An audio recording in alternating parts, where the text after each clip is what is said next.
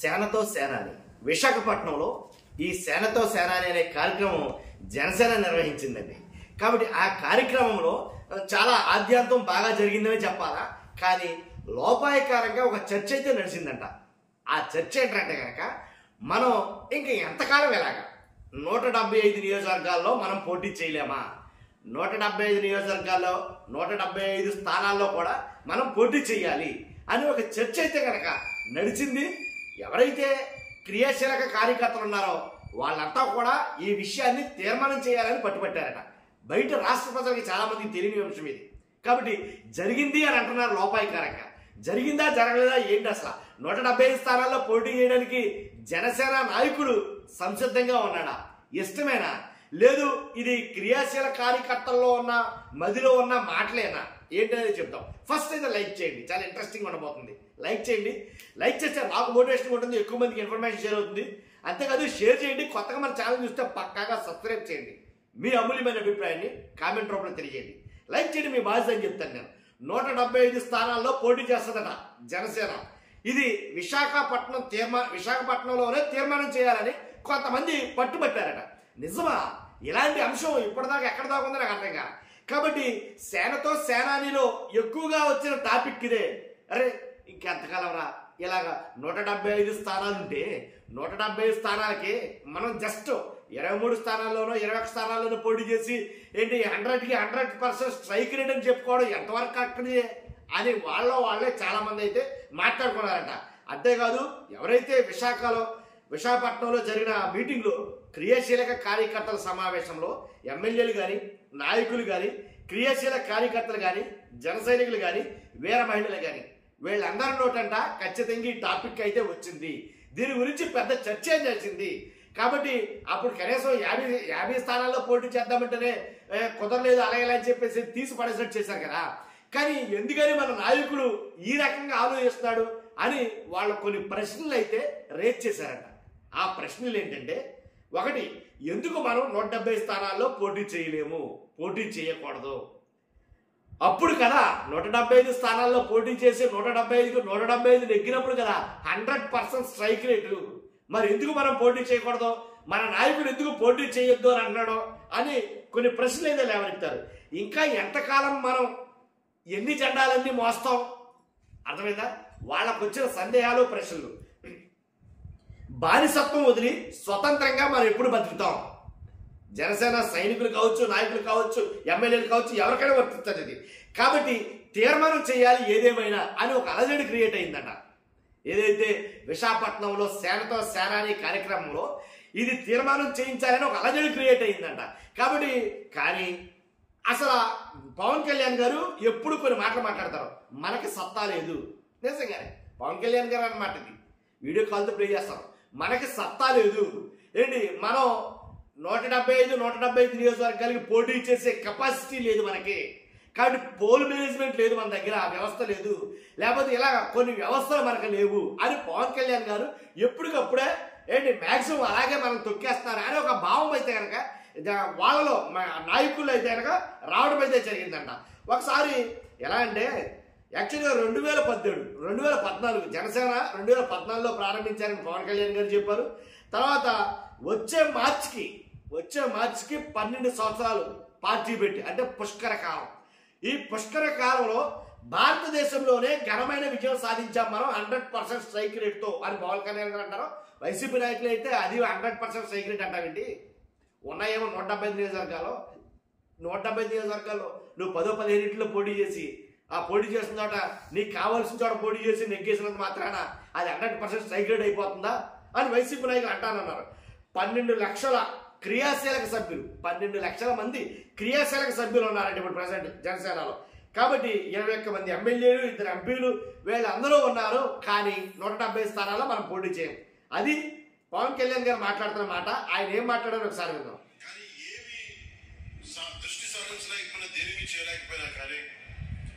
నా జనసేన, నా జన సైనికులు, మా వీర మహిళలు, నా సమాజం, నా నేల, నా దేశం, వీటి మీద ఇప్పుడు దృష్టి అస్సలు సంపూర్ణ దృష్టి పెట్టాం. అన్ని వదిలేశాను. కానీ దాని ఫలితం అనుకుంటే ఈ రోజున భారతదేశంలోనే అత్యంత ఘన సాధించాం మనం 100% స్ట్రైకింగ్. 100% స్ట్రైక్ రేట్ అని అది ఎలా చెప్తారంటే నాకు అర్థం కాదు ఇప్పటికి. ఎందుకంటే చాలా మంది అడుగుతున్నారు 100% స్ట్రైక్ రేట్ అది కాదు. ఉన్న స్థానాలన్నింటిలోనూ పోటీ చేసి అప్పుడు గెలిస్తే అది 100% స్ట్రైక్ రేట్ అన్నారు. ఏమో ఒకవేళ పవన్ కళ్యాణ్ గారు అన్నట్టు 21 పోటీ చేసి 21 స్థానాల్లో పోటీ చేస్తే మరి అది ఎలా మారుతుందో నాకు తెలియదు. ఈరోజు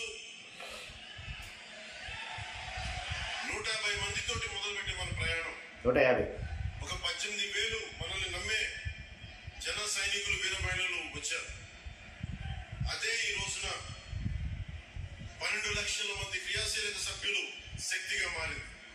ఈ రోజున వేదిక పైన 21 మంది ఎమ్మెల్యేలు, 2 ఎంపీలు, 2 ఎమ్మెల్సీలు, మనకి చైర్మన్స్, నాయకులు, ఇంతమంది బలంతో వచ్చాం. కానీ 12 సంవత్సరాల దశాబ్దం పైన పట్టింది. అంటే దీనికి ఎవరు కారణం? దీనికి అంటే Janasena journey it is a journey of resilience and redemption. అంటే విముక్తి, అంటే విమోచనం చేయాలి ఒక కష్టాల నుంచి ప్రజల్ని. అలాగే తట్టుకొని నిలబడాలి, రెసిలియన్స్. ఎన్ని కష్టాలు వచ్చినా ఓడిమితో తట్టుకొని నిలబడాలి. అలాంటి గుణం నాకు ఉంది. కానీ నేను ఒక్కడే చేస్తే సరిపోదు. అలాంటిది మన జన సైనికులు వీర మహిళలు మీరు రోడ్ల మీదకి వచ్చి నిలబడి నాకు అండగా ఉండి గుండె ధైర్యాన్ని నింపితేనే ఈరోజు ఇంతమంది వేదిక పైన కూర్చున్నా మీకు మాట్లాడగలుగుతున్నాం. You are the unsung heroes. మీ పేర్లు తెలియకపోవచ్చు, మచ్చుతోనే. అందుకే మేము ఈసారి ఏం చెప్పారంటే మేము మాట్లాడటం కాదు, మీరు మాట్లాడితే మా నాయకులు అందరూ వింటాం. అందుకని నేను అందరినీ పిలిపించాను. తెలంగాణ నుంచి కావచ్చు, మన శివ కావచ్చు, చెంచులు యువకుడు. నేను ఎందుకు అర్థం చేసుకోగలంటే ఒక సగటు యువతి యువకులు ఎంత కోపం ఉంటుందో నాకు అదే ఉంటుంది. అర్థమైందిగా ఆయన చెప్పిన ముందు మాటలో. ఎంతమంది అయితే 12 లక్షల క్రియాశీలక సభ్యులు, 21 మంది ఎమ్మెల్యేలు, 2 ఎంపీలు, 2 ఎమ్మెల్సీలు, అలాగే కొన్ని నామినేటెడ్ చైర్మన్లు. ఇలాగా మన పార్టీ అయితే కనుక ఇలాగా ఇప్పటికి అంటే దశాబ్ద కాలం తర్వాత మన పార్టీ ఇప్పటికి ఇలాగా ఆవిర్భవించింది అని అయితే మాట్లాడారు. కానీ అక్కడ వచ్చిన ప్రధాన చర్చ గురించి అయితే కనుక ఎక్కడ మాట్లాడాల పవన్ కళ్యాణ్ గారు. వాస్తవంగా మాట్లాడాలంటే ఇది 175 స్థానాల్లో పోటీ గురించి. కానీ లోపాయికారంగా అంటే ఆ ప్రాంతంలో ఆ చర్చ అయితే కనుక బాగా అలజడి క్రియేట్ చేసింది. ఖచ్చితంగా మనం 175 పోటీ చేయాలా? పోటీ చేయాలంటే 175 నియోజకవర్గాల్లో క్యాండిడేట్స్ ఉండాలిగా. మరి పార్టీ అంత పటిష్టత ఉందా అంటే 175 స్థానాల్లో పోటీ చేయాలంటే ఇంకో దశాబ్ద కాలం పాటు వెయిట్ చేయాలా? ఆల్రెడీ పవన్ కళ్యాణ్ గారు చాలా చోట్ల అన్నారు. జన సైనికులకి, నాయకులకి, కార్యకర్తలకి, ఎమ్మెల్యేలకి వాళ్ళకి తెలియకపోవచ్చు, మనకు తెలుసు కదా. పవన్ కళ్యాణ్ గారు అనే మాట ఏంటి, ఇంకో 15 సంవత్సరాల పాటు చంద్రబాబు నాయుడు గారు కూడా ఆయన సారథ్యంలో, ఆయన వెనక, ఆయన కిందే మేము ఉంటాం అని క్లియర్ కట్గా క్రిస్టల్ క్లియర్ గా చెప్తారు. ఆయనకు ఒక అండర్స్టాండింగ్ ఉంది. ఇంకో 15 సంవత్సరాలు చంద్రబాబు నాయుడు గారితో పాటే ఉంటారట ఆయన. కాబట్టి అంటే ముఖ్యమంత్రి కారు, ముఖ్యమంత్రి సీటు మనది కాదు, మనం ఆశించొద్దు, మనకు ఆ పదవి మనకొద్దు అని క్లియర్ గా చెప్పారు. కానీ వీళ్ళకు ఉండే ఆశలు ఏంటంటే క్రియాశీల కార్యకర్తలు కావచ్చు, కింది స్థాయి నాయకులు కావచ్చు, ఎమ్మెల్యేలు కావచ్చు, మంత్రులు కావచ్చు, వాళ్ళకు ఉండే ఆశ ఏంటంటే మా అధినాయకుడు సీఎం అయితే కనీసం మేము ఆ కింద ఉంటాం కదా. అర్థమైందా మీకు? కాబట్టి అనేది ఒక ఆశ అయితే ఉందరికి. కానీ మీరు అలాంటి ఆశయం పెట్టుకోవద్దు అని అలాంటి చర్చే లేవనెత్తితే ఆ చర్చనే తొక్కేశారు. ఆ చర్చనే బయటికి రానివ్వలేదు, ఆ చర్చని బయటికి పొక్కనివ్వలేదు అనేది కొంతమంది మాట్లాడుతున్నారు. కాబట్టి ఏదేమైనప్పటికీ ఈ చర్చ ఎవరో ఆపితే ఆగిపోతుంది. ఖచ్చితంగా జన సైనికుడు లేదా వీర మహిళని ఎవరైనా పిలుస్తారో వాళ్ళందరి మదిలో మెదిలే మాట ఇది. ఏంటది? మా నాయకుడు సీఎం అవడానికి ఇంకా ఎన్నేళ్ళు పడుతుంది, మా నాయకుడు సీఎం అవడానికి మేము ఇంకా ఎన్ని జెండాలు మోయాలి, ఎంతకాలం మోయాలి, మా నాయకుడు సీఎం అవడానికి మేము ఎంతకాలం ఇంకా బానిసలుగా ఉండాలి అనేది వాళ్ళ ఉద్దేశం. ఎందుకంటే బానిసలు అనే మాట ఎందుకు ఉపయోగించానంటే నేను వాళ్ళకు జరుగుతున్న అన్యాయం కింద స్థాయిలో, గ్రామ స్థాయిలో, మండల స్థాయిలో చూస్తే అర్థమవుతుంది వాళ్ళు పడే బాధ. ఎందుకంటే డామినేషన్ ఎక్కువైపోయింది ఎవరో కూటమి ప్రభుత్వం. ఎందుకంటే చంద్రబాబు నాయుడు గారు చెప్పారు ఆల్మోస్ట్ నన్ను చూసి ఓట్లేశారు అని క్లియర్ కట్గా.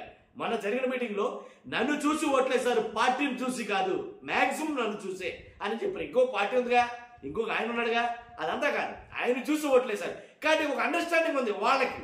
కాబట్టే అన్ని విధానాల్లో కూడా జనసేన ఎమ్మెల్యేను కూడా పక్కన పెడుతున్నారు అనే వాళ్ళే కొట్టుకుంటున్నారు. కాబట్టి ఈ రకంగా అయితే జరుగుతుంది. కానీ జనసేనకి ఎక్కడ ప్రాధాన్యత ఇవ్వకపోవడం ఇది ఒక కారణం. కాబట్టి ఈ చర్చ నెవర్ ఎండింగ్, ఇక్కడతో ముగిసిపోయింది కాదు. ఇది కంటిన్యూస్గా ఉంటానే ఉంటుంది. కానీ చూస్తున్న మీరు అందరూ కూడా మీ అభిప్రాయం ఏంటి?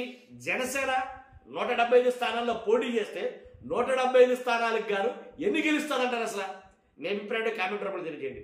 ఫస్ట్ అయితే లైక్ చేయండి, ఎక్కువ మందికి ఇన్ఫర్మేషన్ షేర్ అవుతుంది. లైక్ చేయండి, మీ బాధ్యత, నాకు మోటివేషన్. కొత్తగా మన ఛానల్ చూస్తే పక్కాగా సబ్స్క్రైబ్ చేయండి. Thank you.